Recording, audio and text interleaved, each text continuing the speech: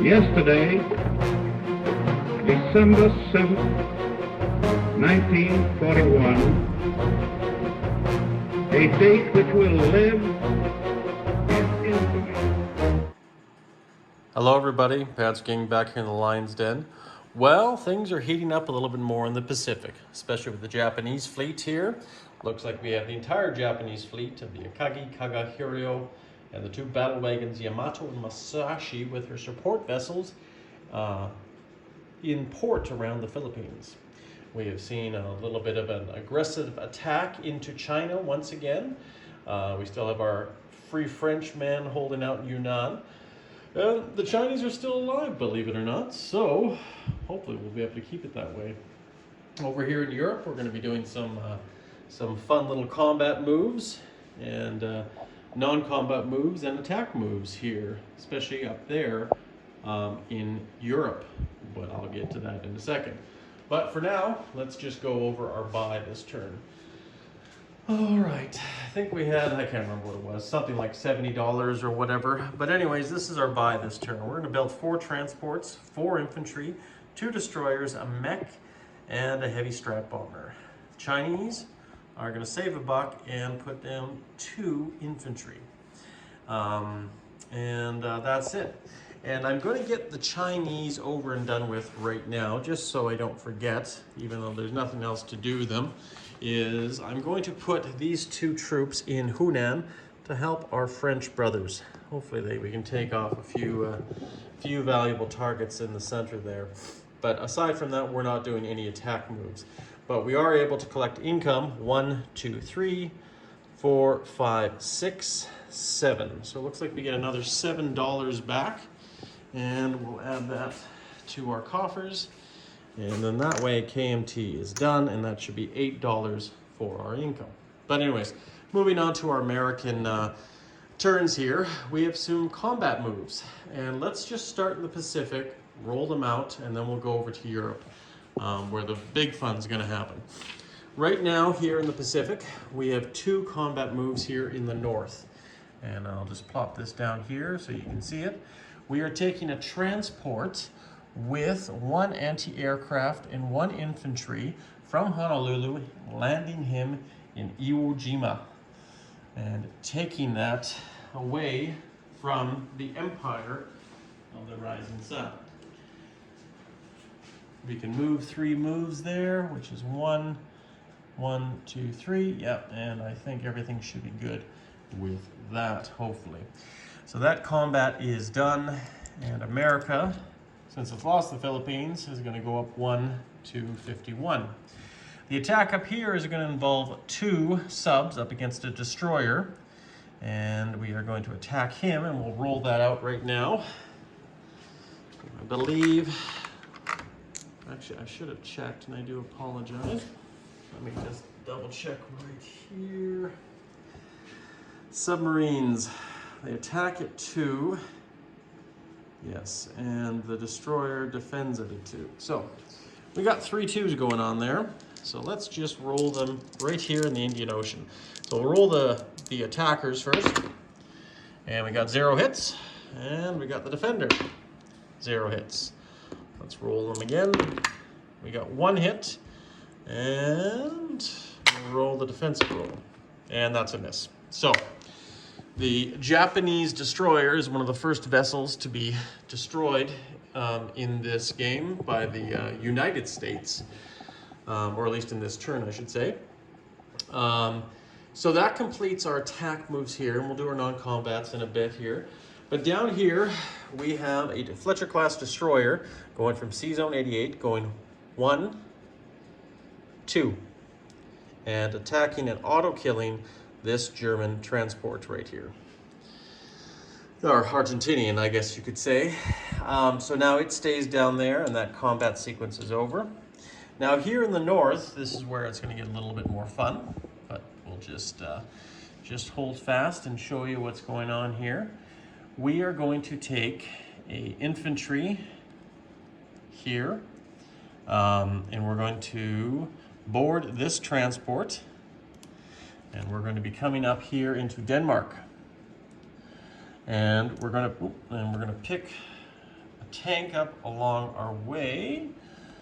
And we're going to land him. Sorry, the tank and the mech will be landing in Denmark. If I even have that on camera, which I should probably move that into focus. Sorry about that.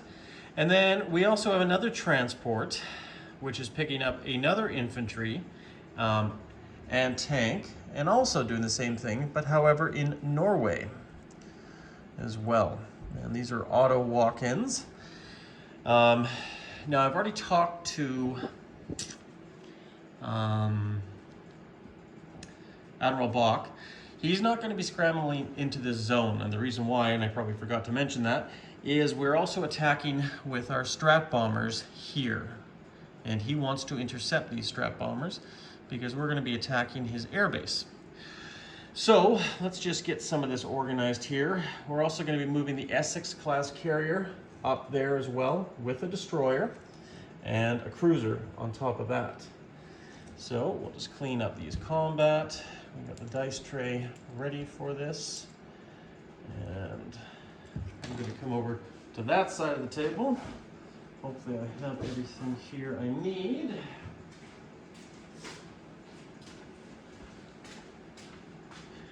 And I'm going to reposition the camera so that we see it as well. And we'll just put this right here. You know, let's just put it right here. Should still be on screen as well as to see the battle. Okay, so we know that Norway and Denmark are auto walk-ins. Nothing's going to happen with that aside from just taking those territories over. And that's going to move America, or should move America up, I believe, up 5 IPP. So America is going to go from 51 now to 56. And we're just going to remove these combat arrows here. And we're going to be in C zone 112 with 2 transports, a destroyer, cruiser, a tactical, and a fighter. Now we're bringing in these 2 strat bombers here. Now the fighters are going to come up to intercept these B-36s here. And so be it. So be it, so be it. So now what we're going to do here is we're going to roll 4 dice. We're going to roll 2 for the interception. So these are the German planes attacking the bombers. And we got nothing. And then we got 2 more dice here. These are the bombers defending. And we got nothing there. So, surprise, surprise. So the fighters stay alive and my bombers stay alive. Now, we have our anti-aircraft gun rolls. These are the key ones here. Will they get through? Well, look at that. We lose a bomber. Devastating. Beautiful, beautiful B-36 Peacemaker. Oh, and she goes kaput. But nonetheless, we do get a dice roll on damage. Now, I believe, and I could be wrong here. Now, I know I think if we're damaging it, I believe we had 4 dice here, so it should just be 2 because we're damaging a facility. So let's see what we got here. And we got 5, and that could be +2 on either way, but either way, the facility is damaged. Now, if I was supposed to roll, for some reason, 4, because you do get 4 dice for carpet bombing, but I don't think that's fair. We would have a little bit more damage, so that's 8 on top of the 5. But we're going to go with the first roll here of what damage we actually did to this airbase. And since we have caused some damage there, we're going to move this here, and it's at least 5, possibly even more on that airbase. I just can't quite remember that, and I'll correct that later on. But for now, all we need to know is that 1 bomber has been shot down by their anti-aircraft. The fighters are still alive. Americans have landed in Denmark, and Americans have also landed in Norway, liberating it from their Nazi oppressors. So America is on the move, guys. So that's probably a far more, or a far better setup in this particular situation. which is nice, which is actually really nice. Now, as far as my non-combat moves, this is where I'm going to have to, this Canadian destroyer hopefully is going to stay here and protect my transports, but one way or another, we have to defend Gibraltar. So we're bringing over an anti-aircraft gun, we're bringing over a mech, and 2 more infantry to set up camp here in Gibraltar to defend our area. Yes. Yeah, and I believe that's what we're going to do, and we'll just put our transports right here. And I'll be setting up here. So that is done here. We're going to still have to place units, but let's go over here back into the Pacific and look at our non-combat movements. And we'll just zoom out here. We have the Yorktown, Lexington, and the Missouri now coming out. You'd almost think they got some B-25s on their flight decks heading this way, but sadly they do not. So we have got the Yorktown here, we got the Lexington here, we got the Missouri. And there's 1 destroyer and 1 cruiser also with them. So we got a battleship, cruiser, destroyer, 2 carriers. One of those carriers has a tactical bomber on it. And that completes that sequence there. All right. Now, there's not too much else we can do here. Just remind ourselves that we do have a transport in that zone. We have a destroyer here. Now, yes, we have these guys here in our combat sequence. We'll remove that. So we have 2 subs there in C-Zone 16. And what shall we do for our non-combat here? It would be nice to defend this, but unfortunately with the aircraft and air power in the area here, I don't think that's going to happen very likely, but I'm not just finished deciding on that, but we will see. So our non-combat arrows are here. We're going to once again recall the Enterprise back to the home waters. We're going to pull back the Hornet, and we're going to pull back the Iowa. Now, I think I know what I was going to do here. This extra destroyer here, I'm going to move this destroyer up here in C-Zone 7 with the fleet. So yeah, there we go. So now every carrier has a destroyer escort.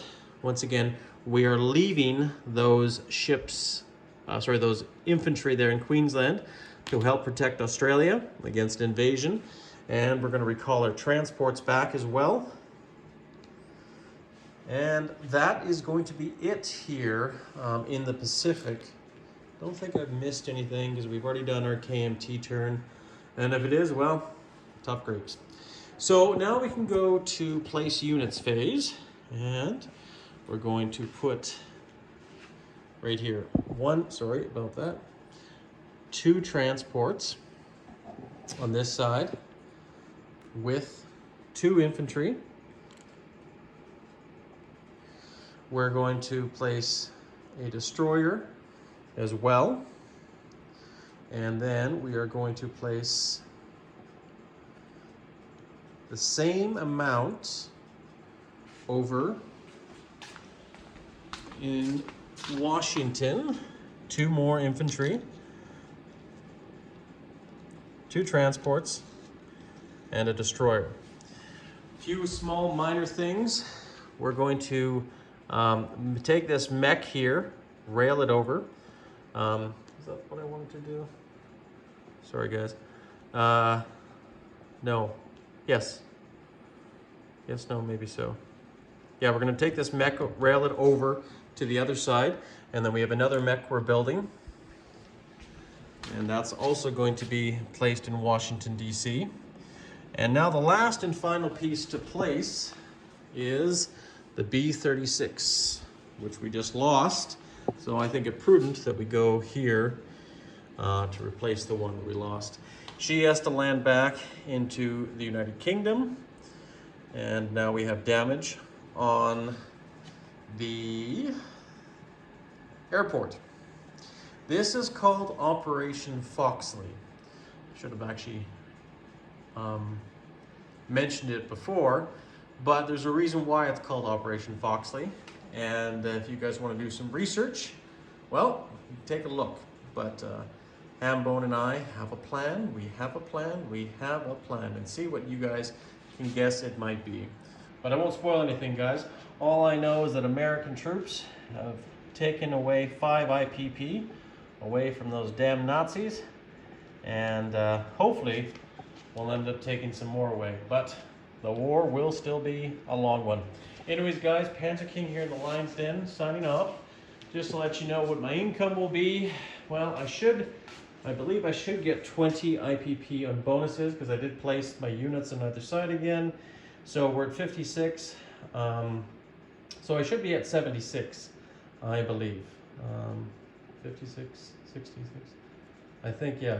For some reason, I think it almost might be more than that, but maybe not. So yeah, 76 right there. And that is what I will collect in my bank for next turn, guys. So once again, deposition of the forces. I think we already know we have 2 infantry, a mech, and artillery down there in Australia. It was pretty clear here with the carriers and battleship. Basically, you know, both fleets are equal and balanced up here in the north and up in the south. We have 2 transports here. We got 3 infantry in the Hawaiian Islands, anti-aircraft gun. We got a lone transport, anti-aircraft, and a man in Iwo Jima. And down here we have 2 infantry, anti-aircraft, artillery, 2 transports, and a destroyer. And over on the other side we have the same thing, except it's 2 mechs, 2 infantry, a strat bomber, as well as our naval units, 2 destroyers, and 2 transports and a destroyer. Okay, guys, take care. Panzer King, the Lion's Den, signing out.